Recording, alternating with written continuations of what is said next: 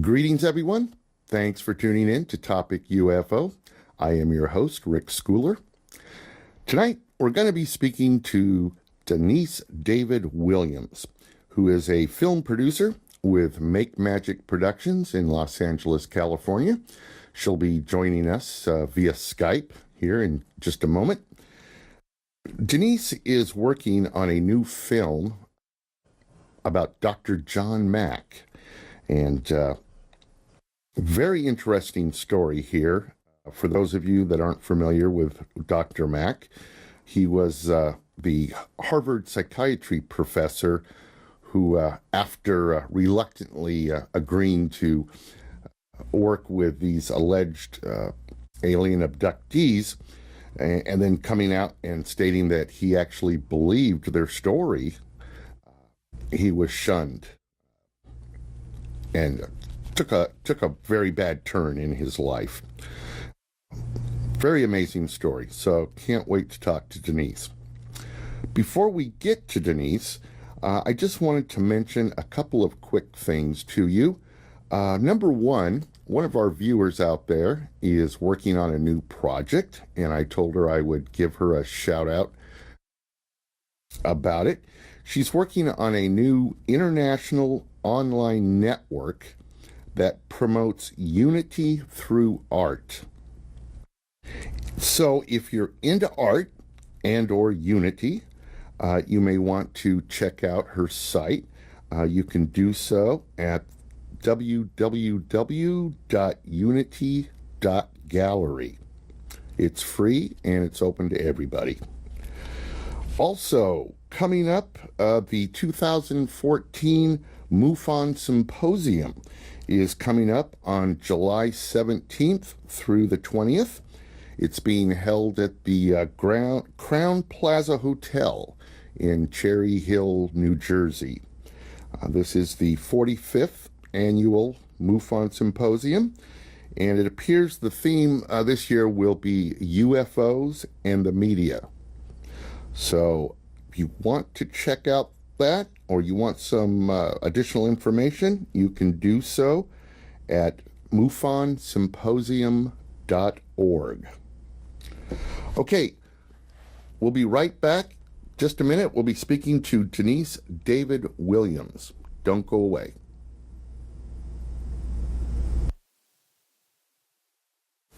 What was that like to hear it? What's it like to hear it now?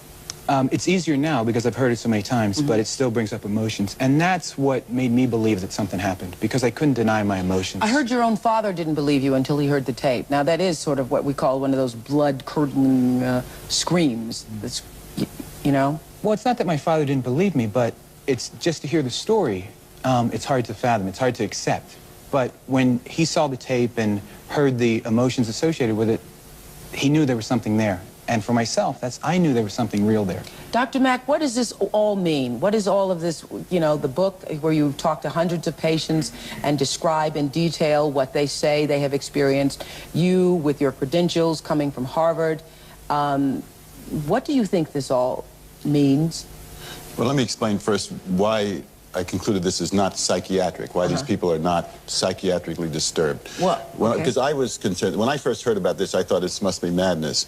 But when I heard that hundreds of thousands of people all over the country... Stunt? Why not just... Because these people, like Peter, I can't tell you how difficult it is to get people to go on television to talk about this. People are not interested in being before the public. They're very ashamed because they get ridiculed, humiliated about it. This is not something anybody does. This is not a club anybody wants to belong to. This is not something people do because they want to be filmed or get on publicity. It's very difficult to get people to come forth and acknowledge they've had these experiences. Yes, and I've read interviews with people who have come forward years ago who wish that they hadn't at this point. Go ahead. So when I heard of it, hundreds of thousands of people all over the country, from various polls, we know maybe even millions of people have had very similar experiences. They don't know each other. The details that they're describing were not in the media. They have nothing to gain by it. They feel ashamed about it. That's number one. When I also heard that this was occurring in children as young as 2 or 3 years old, that ruled out personality explanations. It's associated with UFOs independently observed by witnesses, by media, by neighbors. It's also associated with physical findings and, as said before, that people, when examined, are not psychiatrically disturbed. So the only thing that behaves like that is real experience. Yeah, you say that Dreams it's do trauma, not behave. trauma, that it's trauma. It's traumatic. Not, yeah. Real experiences are the only thing that occurs like that. Psychosis isn't like that. Madness is not like that. Dreams are not like that. Fantasy is not like that. Now, if these are real experiences, what is going on? Welcome back, everyone. At this time, I'd like to go ahead and introduce our guest for the evening. She is working on a film called The John Mack Story, or John Mack, A True Story. We'll verify that. Please welcome Miss Denise David Williams. Denise, are you out there, ma'am?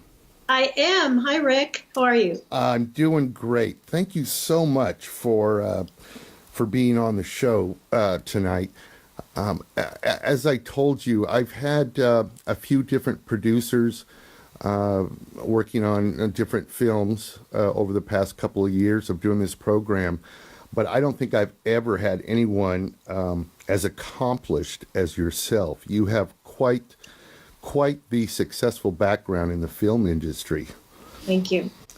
How long have you been working in the entertainment industry? A long time, since I was about 3. No, I'm only kidding. About 25 years. Wow. Then some. I went to USC Film School, graduate school, and then my very first job in Hollywood, I was completely green. I got to work in pre-production on E.T. and Raiders of the Lost Ark, which was an amazing entree into Hollywood. Amazing, yes. And then I had the series of jobs where I literally got to work with some of the best writers and directors in Hollywood. And I really learned how to develop a story and put the pieces of a film together. And I was vice president of a company called Copelson Entertainment. And the company won an Oscar for Best Picture for Platoon. So I've had some experience in the business, and now I have the privilege, and then that's sincerely how I feel, to shepherd John Mack's incredible story to the screen. You know, I was going to ask you, with all the stories that are out there, available, or you could go after to make a movie out of, what was it that drew you to the John Mack story? Well, I have to really say that the story found me. I did not find the story. The series of events that brought me to knowing about John Mack is really quite magical and serendipitous. And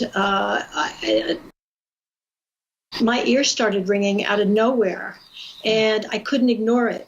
And I was led to a woman in the back of a metaphysical bookstore in Los Angeles, and she told me about John Mack. And within 3 minutes of hearing about him, I was like, oh my God, this is something that I absolutely have to do. And I understood it right away. I empathized with John Mack's story. I thought he was incredibly courageous, given his credentials. And I started to pursue the details of the story, and I met with his family members. And after 4.5 years of gaining their trust, they finally granted me the life rights to do his story, which is really quite an honor. Wow. It's got to be handled. It could be handled a lot of different ways. And my job is to make sure that it's handled in the classiest, most authentic and sincere way possible. Now, I understand that I guess there have been conversations about this story with the major studios, but a decision, or your decision, was to go about this more independently. Is that the case? Yes. My team and I, there's a lot of interest in Hollywood to do this as a major motion picture, because it's the perfect story for a film. Mm-hmm. It's a hero's journey. He's an incredible protagonist. He comes up against all kinds of adversity and challenges, and the ending I'm not going to give away the ending, but it's a powerful story. So yes, there's a lot of interest. I met with many top companies who were extremely interested in getting involved, and I actually partnered with one for 14 months. And what was asked of me was that I turn over 100% creative control to these companies. And that was never going to be an option. Never. I had given my word to the family and to many of the abductees who I've befriended, and to many of John's friends and colleagues, that I would oversee this project. And so and it's not surprising. I mean, I understand Hollywood, and it is not surprising at all that that would be the request. You know, this is a great story. Thank you for bringing it to us. And now it's ours. But as I said, I was not willing to hand it over. So what we decided to do was to raise development funds independently. And that would enable us to develop the script in-house. And so that's what we're doing. Excellent, excellent.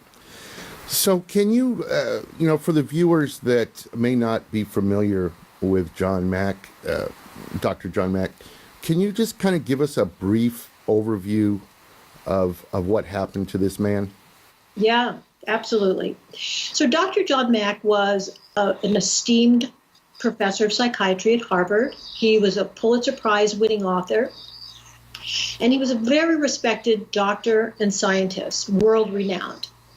And he was asked to read a chapter on called Alien Encounters as a Transformation of Crisis. As a crisis of transformation. And he read it, and it was, kind of interesting to him. But in fact, he had asked Carl Sagan many years before what Carl thought of the subject of alien abductions. And Carl had told him, John, there's nothing to it. So John had dismissed it. So cut to many years later, and John read this chapter, Alien Encounters as a Crisis of Transformation, and it was interesting, but he put it aside. And then he was introduced to a man named Bud Hopkins. And Bud Hopkins had been kind of a de facto support person for abductees for many, many years. He was a well-known New York artist, and he was kind of in over his head. So he went looking for a psychiatrist who could help him, and he contacted John.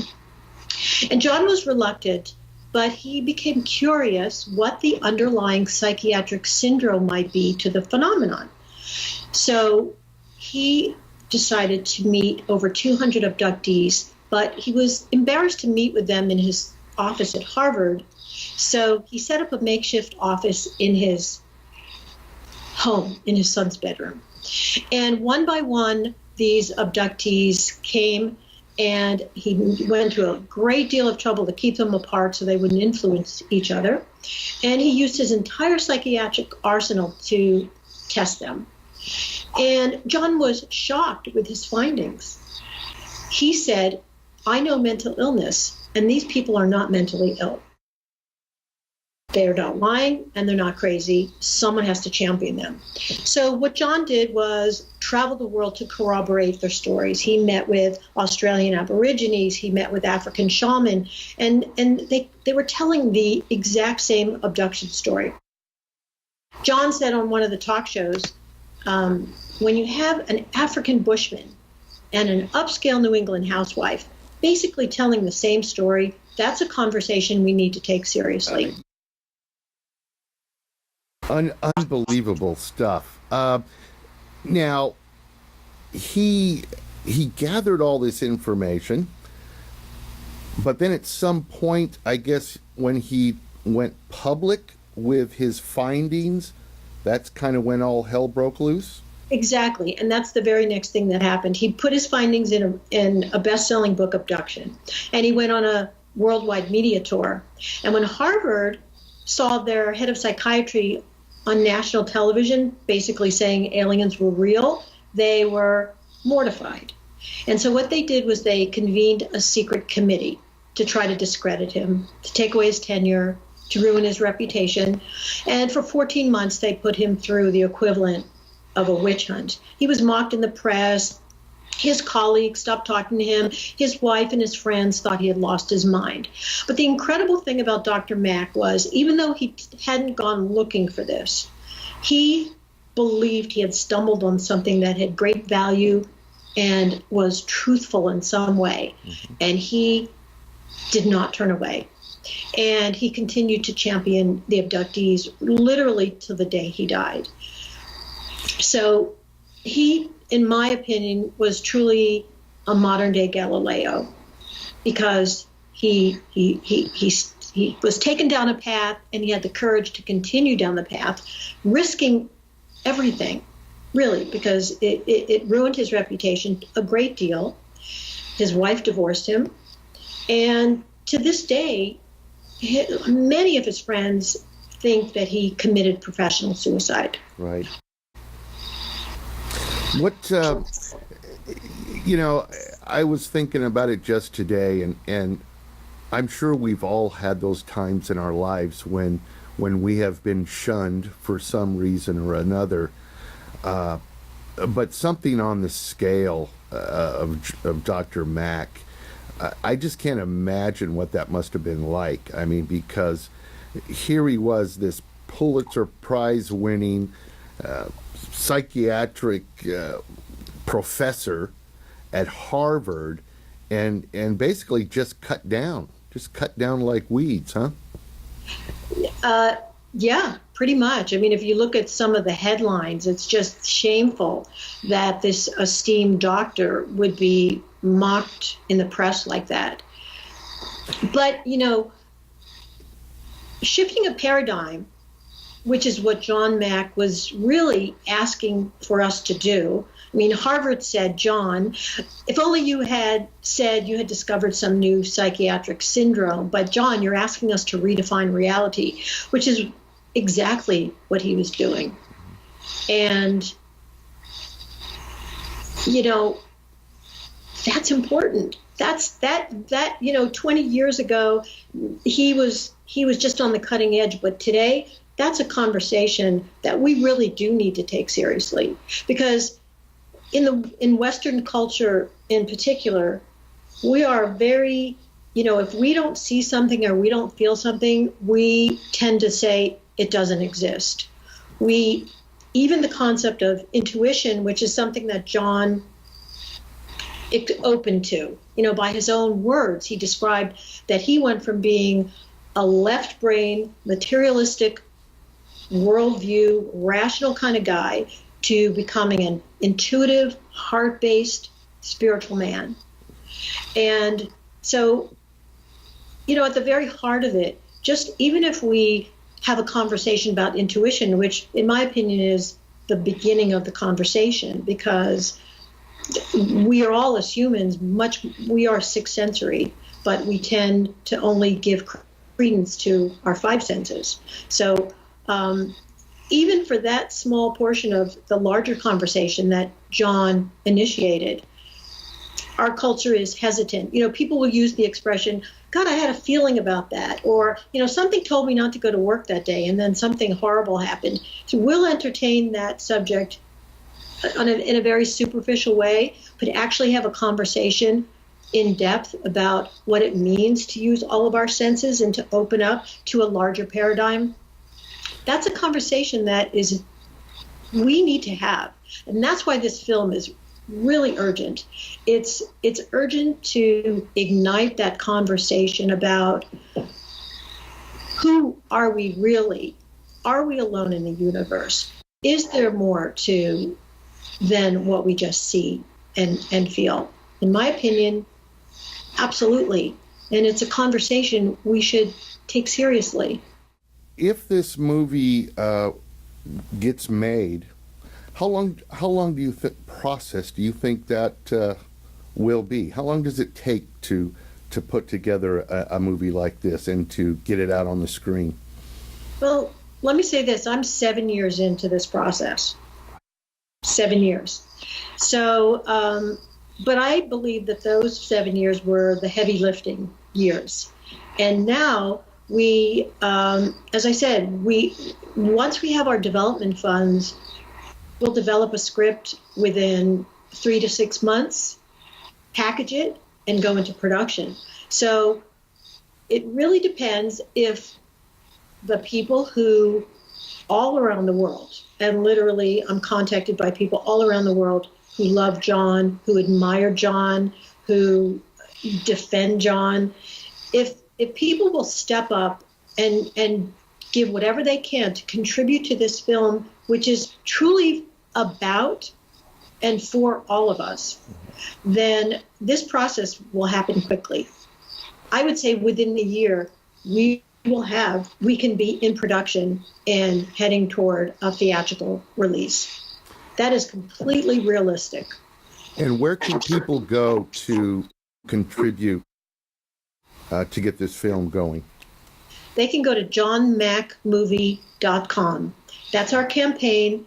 And, anything that can be contributed is helpful. So don't be swayed. I don't want listeners or people who are watching this to be swayed by how big a goal we have or the small amount that they're able to contribute. If we can all just pool our intention to make this happen, it will happen. It's important. It's a story that can truly impact the world. I really, really believe that it's a message that is for now. Right now is the time for this film to happen. We can think back in history to films that impacted the world. Close Encounters of the Third Kind is an example, in my opinion. Mm-hmm. That film touched so many hearts and minds around the world. It was important in its day to begin the dialogue. It definitely began the dialogue that we are now in a position to continue, but in a more authentic and more real way, because John Mack was a real person. The work he did was authentic and sincere. And this is not a fantasy, this film. This is reality. I'm just curious what your personal beliefs are regarding alien abductions. Would you mind talking about that? No, not at all. What do you think of some of these stories that come out? We've had several people on this program who claim to have been abducted, have told their stories. What are your thoughts? Well, I'll go back to when I was talking about intuition. I came to this planet with a highly developed intuition, and when you have that, and we all have the capacity for that, but when you have that, it's very natural to have experiences that are beyond the physical. So I've had those kind of experiences, not abduction experiences, but metaphysical experiences my entire life. Meaning, people who've passed over, have spoken with me, or all kinds of things. So I am completely open to the possibility that we exist in a multidimensional universe, that there, as John Mack said, there is a mystery there that has value and is truthful. And I am completely open to it. Completely open to it. I've always found it amazing that, I don't think the whole subject of another race of beings, if you want to call them aliens. But is it any more bizarre than a lot of the religions in this world? But yet when somebody brings up the topic of UFOs and aliens, they're looked at like, a lot of people look at it like you're crazy. That's a good point, Rick. When John was under so much criticism at Harvard, Alan Dershowitz, who was a law professor at the time at Harvard, came forward and defended him in an editorial. It was in the New York Times. And he said, "Isn't it interesting, at an esteemed place of higher learning such as Harvard, angels are okay, but aliens are not." which is exactly to your point. You could walk across campus and go to the theology department and study angels and get a degree in angels. But when John Mack started talking about aliens, it was completely unacceptable.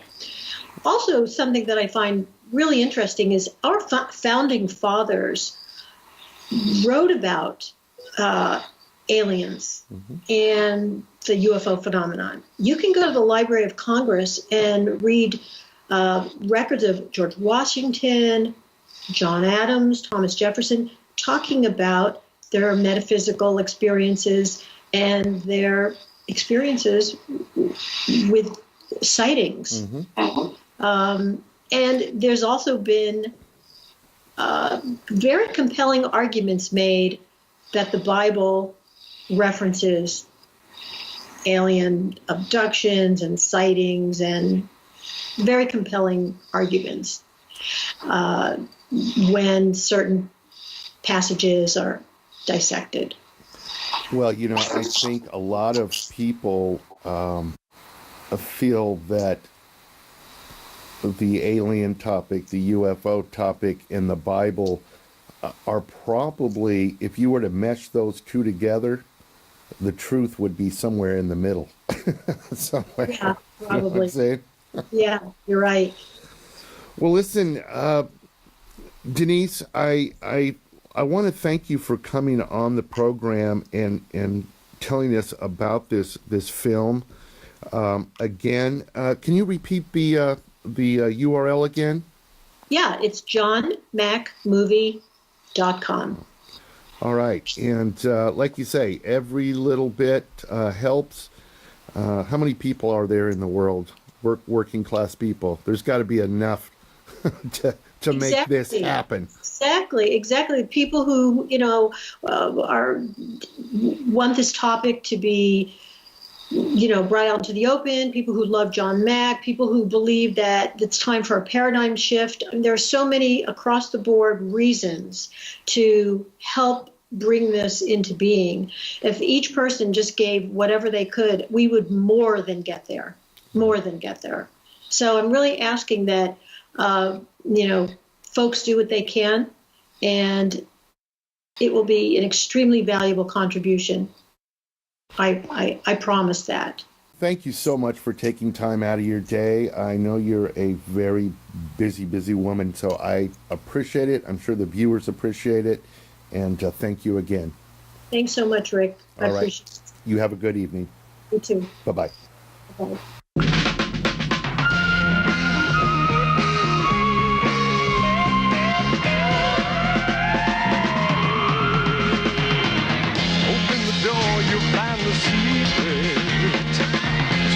The answer is to keep it.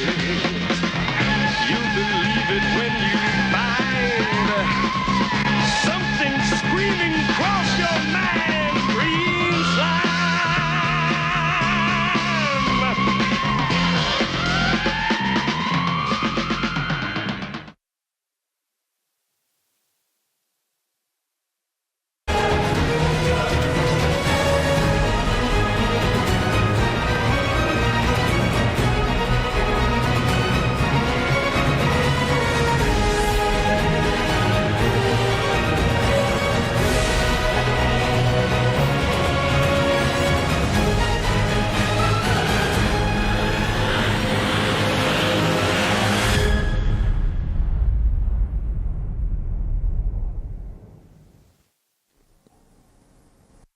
Greetings, everyone. Thanks for tuning in to Topic U.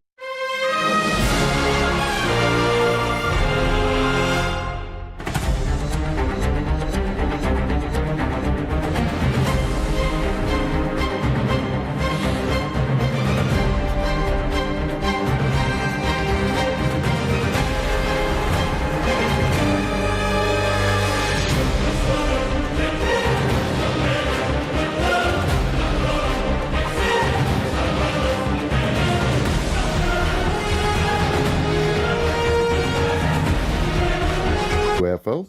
I am your host, Rick Schooler. Tonight, we're going to be speaking to Denise David Williams, who is a film producer, with Make Magic Productions in Los Angeles, California. She'll be joining us via Skype here in just a moment. Denise is working on a new film about Dr. John Mack, and very interesting story here. For those of you that aren't familiar with Dr. Mack, he was the Harvard psychiatry professor who, after reluctantly agreeing to work with these alleged alien abductees, and then coming out and stating that he actually believed their story, he was shunned and took a very bad turn in his life. Very amazing story, so can't wait to talk to Denise. Before we get to Denise, I just wanted to mention a couple of quick things to you. Number one of our viewers out there is working on a new project, and I told her I would give her a shout out about it. She's working on a new international online network that promotes unity through art. So if you're into art and or unity, you may want to check out her site. You can do so at www.unity.com.